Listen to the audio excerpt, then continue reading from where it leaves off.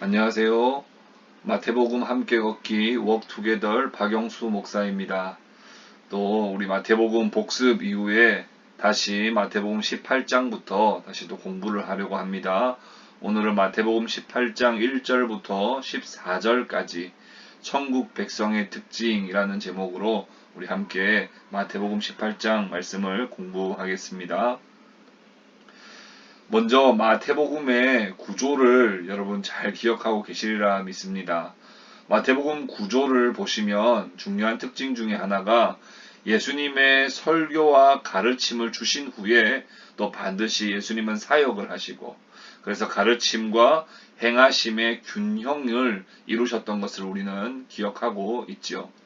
17장까지는 거세지는 반대와 공격을 우리 예수님께서 받으시면서도 예수님의 주 되심을 나타내 보이셨습니다.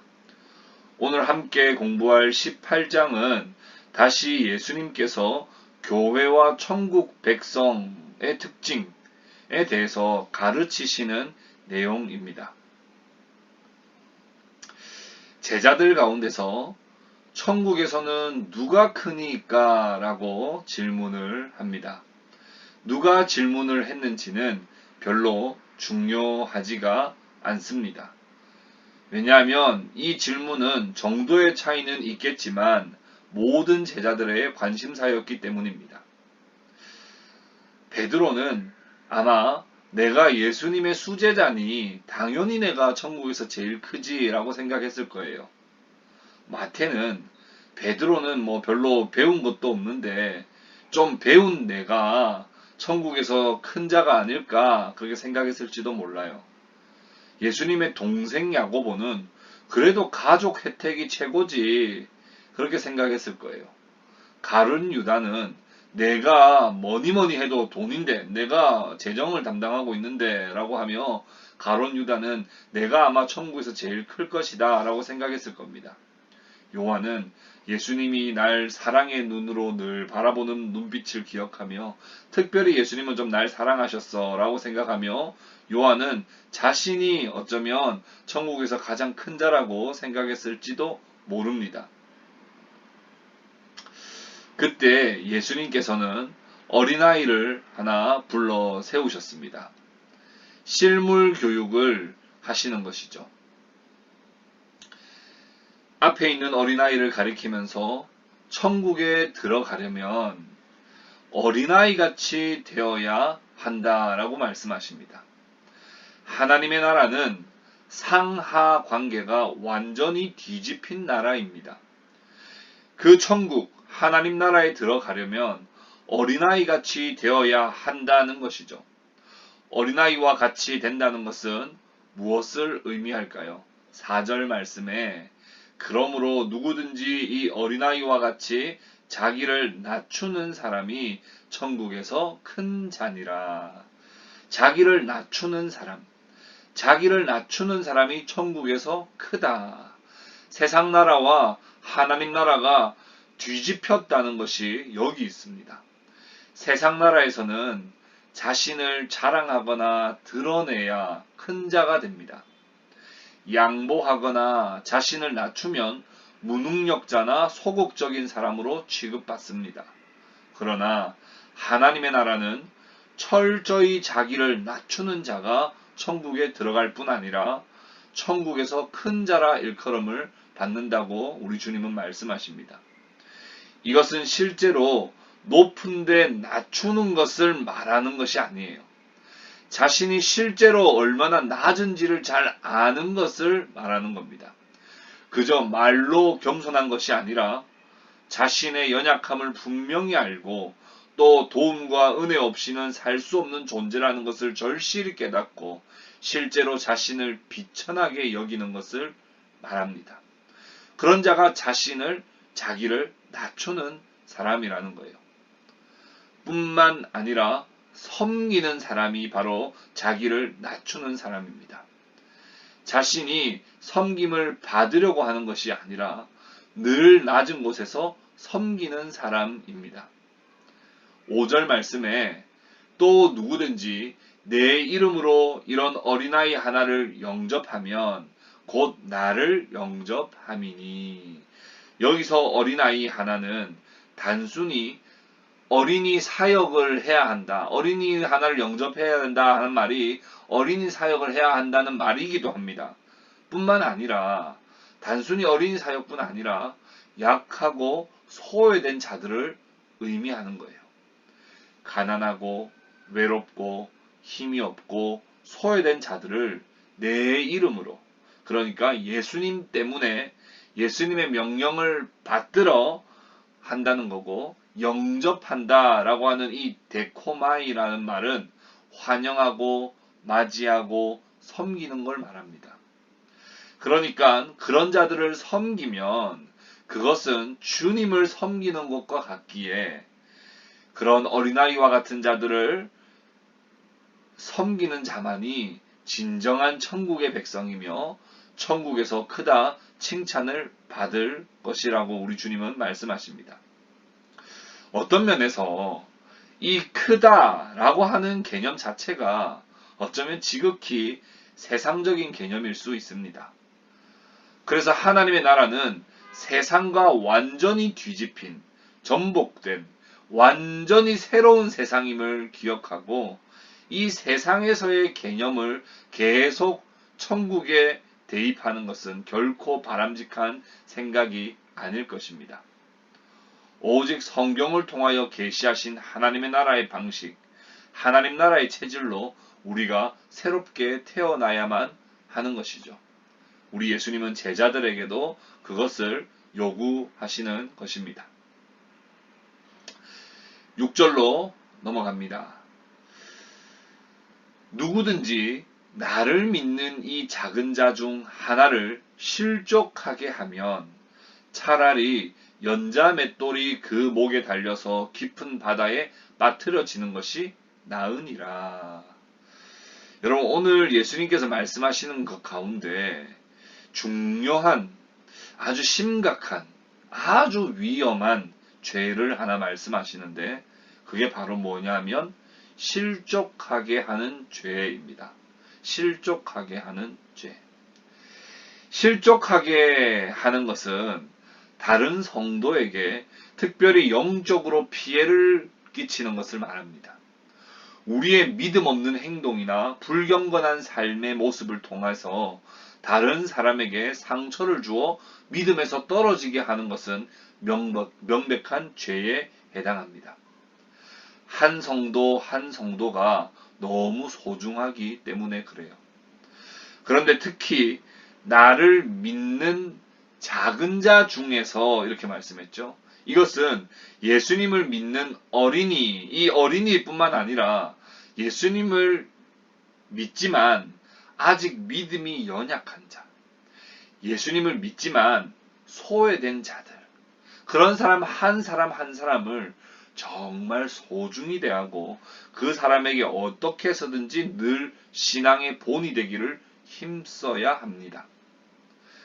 그렇다고 해서 백화점식의 서비스를 해준다든지 떠먹여주기 한다든지 받들어 모시기를 잘해야 한다는 말이 결코 아닙니다. 한 사람을 진정으로 인격적으로 교제하고 어떻게든 유익을 끼치기 위하여 노력해야 한다는 겁니다.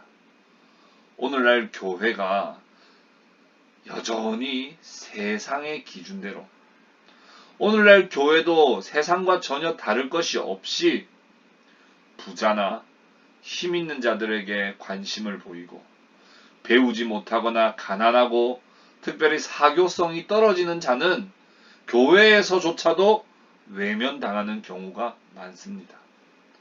이것은 결코 하나님의 뜻이 아닙니다. 만약 그렇게 해서 한 어린 아이, 한 작은 자, 한 연약한 자를 실족하게 할 것이라면 차라리 연자 맷돌이 목에 달려서 바다에 던져지는 것이 더 낫습니다. 그만큼 한 사람이 소중하다는 말입니다. 7절 말씀 보십시오. 실족하게 하는 일들이 있으므로 말미암아 세상에 화가 있도다. 실족하게 하는 일이 없을 수는 없으나 실족하게 하는 그 사람에게는 화가 있도다. 오늘날 많은 성도들, 특히 연약한 자들이 세상을 보고 넘어지기도 하겠지만 특히 신자들 간에 실족하는 경우가 많습니다. 특별히 교회를 떠나는 사람들의 많은 사람들이요, 교회 목사님을 보고 떠난다는 거예요. 나의 판단과 말과 행동이 형제 자매에게 어떤 영향을 미칠까를 우리는 늘 고려해야 된다는 말씀입니다. 물론 본의 아니게 실족하게 하는 일들은 늘 비일비재합니다. 그럼에도 늘 주의해야 한다는 말씀이에요.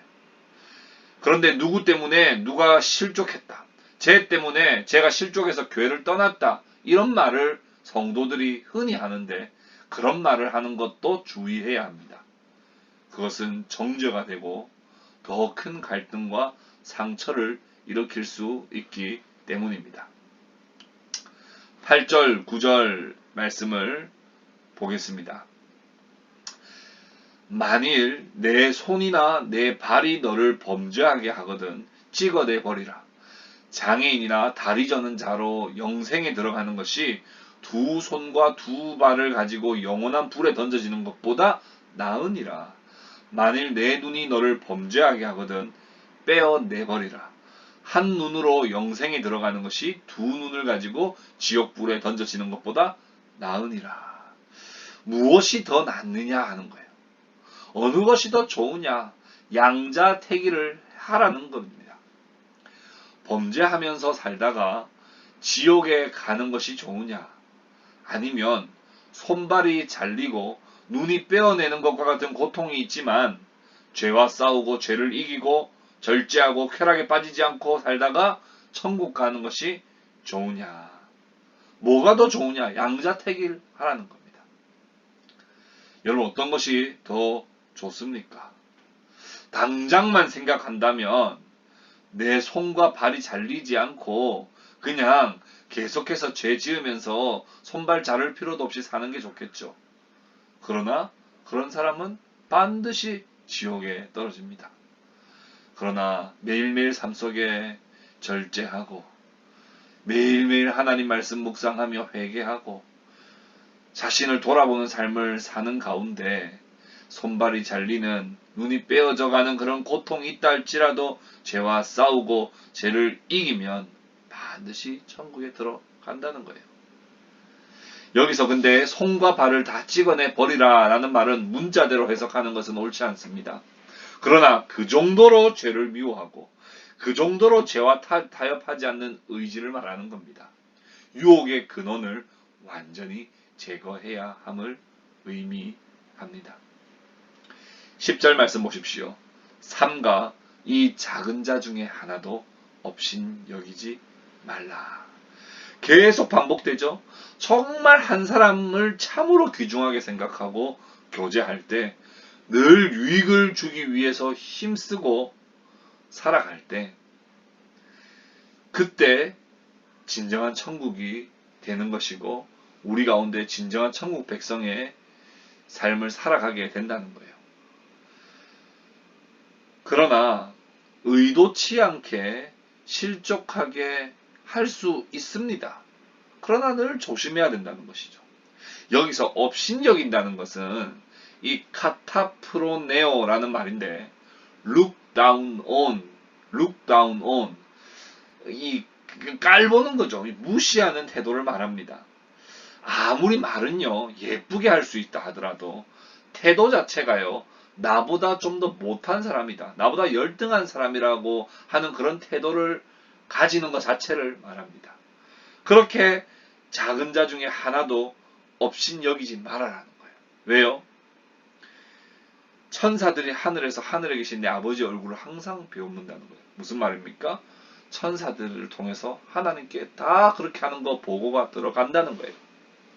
빌립보서 2장 3절에 오직 겸손한 마음으로 각각 자기보다 남을 낮게 여기라고 말씀하고 있지 않습니까? 우리는 작은 자 중에 하나도 혹 내가 업신여겨서는 안 된다라고 하는 그런 경각심을 가지고 항상 사람을 대할 때 겸손한 마음으로 나보다 항상 남을 낮게 여기는 그런 태도를 우리는 가져야 합니다. 그래야 천국 백성입니다. 마지막으로 12절부터 14절까지 말씀은 예수님께서 잃은 양의 비유로 이 말씀을 더욱더 명확하게 강조하십니다. 목자는 양 한 마리가 길을 잃을 경우 우선 99마리의 양을 한 곳에 두고 잃은 그 한 마리를 찾아 나섭니다. 찾으면 너무 기뻐합니다. 한 마리의 양을 소중하게 생각하기에 기쁠 수밖에 없는 것이죠. 그저 한 마리의 양을 많은 양들 중에 그냥 그저 하나라고 생각한다면 귀찮고 관심이 없겠고, 심지어는 그 양 한 마리, 에휴, 그거 그냥 버려버려야지 라고 생각할지도 모르겠습니다.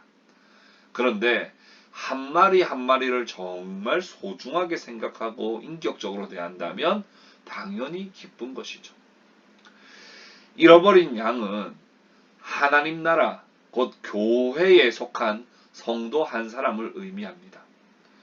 그런데 영적으로 이리저리 헤매고 있는 성도를 말하는 거죠.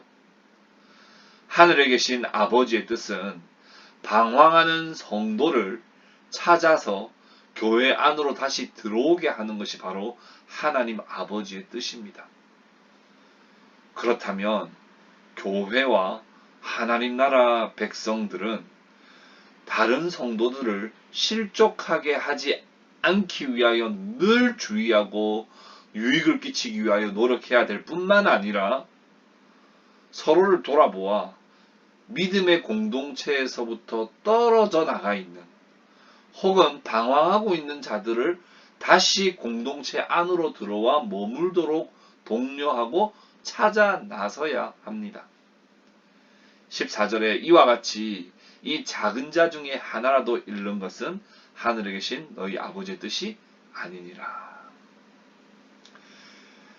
찾아오는 것, 방황하는 자, 밖에서 헤매고 있는 자들을 우리는 계속해서 찾아 나서야 되는 것이죠. 그게 바로 아버지의 뜻입니다. 사랑하는 성도 여러분, 천국에선 누가 큽니까? 라고 하는 질문에서 시작된 이 내용은 진정한 천국 백성이 누구냐? 그리고 이 땅의 교회 성도는 어떠해야 하는가에 대해서 잘 가르쳐 주고 있습니다. 이 말씀을 다시 한번 깊이 묵상하시고 실천하고 순종하는 그런 사랑하는 우리 성도님들 다 되시기를 주님의 이름으로 축복합니다.